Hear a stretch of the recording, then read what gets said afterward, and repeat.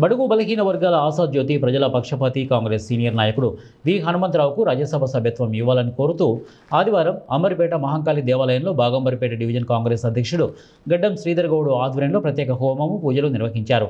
ఈ సందర్భంగా గడ్డం శ్రీధర్ గౌడ్ మాట్లాడుతూ కాంగ్రెస్ పార్టీకి దశాబ్దాలుగా అంకిత భావంతో సేవలు అందించినటువంటి వి హనుమంతరావుకు రాజ్యసభ సభ్యత్వం ఇవ్వడం సముచితమన్నారు.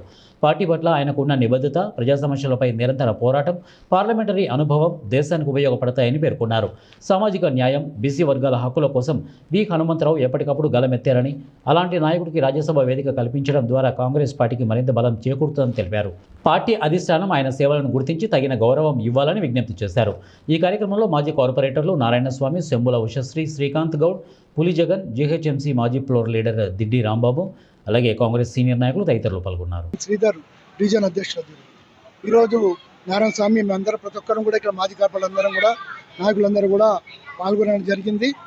ముఖ్యంగా బీసీ గలం వినిపించిన నాయకుడు వి హనుమంతరావు గారు రాజీవ్ గాంధీ, ఇందిరాగాంధీ, సోనియా గాంధీ వాళ్ళ కుటుంబానికి ఒక లాయల్గా ఉండి అనేక కార్యక్రమాలు చేస్తూ బీసీలకు ఒక పెద్ద దిక్కుగా ఉంటూ ఒక మార్గదర్శిగా ఉంటున్న హనుమంతరావు గారు బీసీలో గతంలో కూడా ఐఐటిలో రిజర్వేషన్ కల్పించే విషయంలో ఆయన రాజ్యసభ సభ్యులుగా పోరాటం చేసి సాధించడం జరిగింది.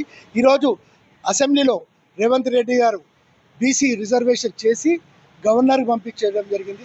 ప్రెసిడెంట్ ఆఫ్ ఇండియాకి కూడా పంపించడం జరిగింది. రెజల్యూషన్ ఏకగ్రీవంగా రెజల్యూషన్ పాస్ చేసి పంపించిన పోరాడేవారు అక్కడ లేరు, సరైన నాయకుడు లేరు బీసీ నాయకుడు.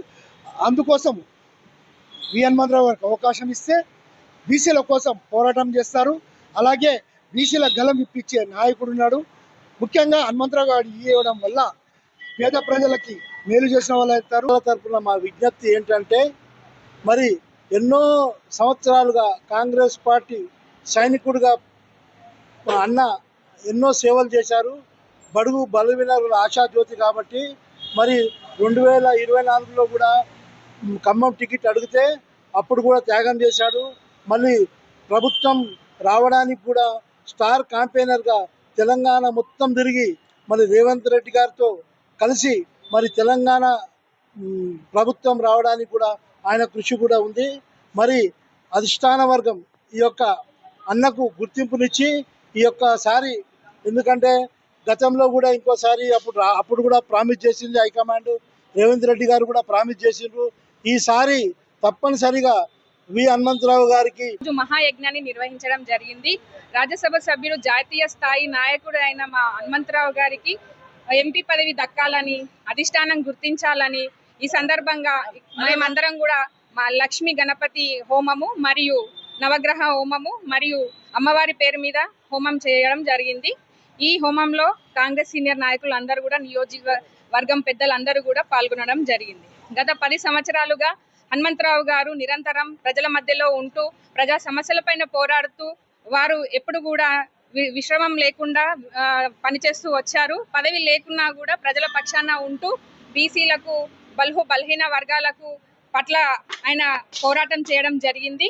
కాబట్టి అధిష్టానానికి ఒకటే విన్నవించుకుంటున్నాం, మల్లికార్జున్ ఖర్గే గారికి, సోనియా గాంధీ గారికి, రాహుల్ గాంధీ గారికి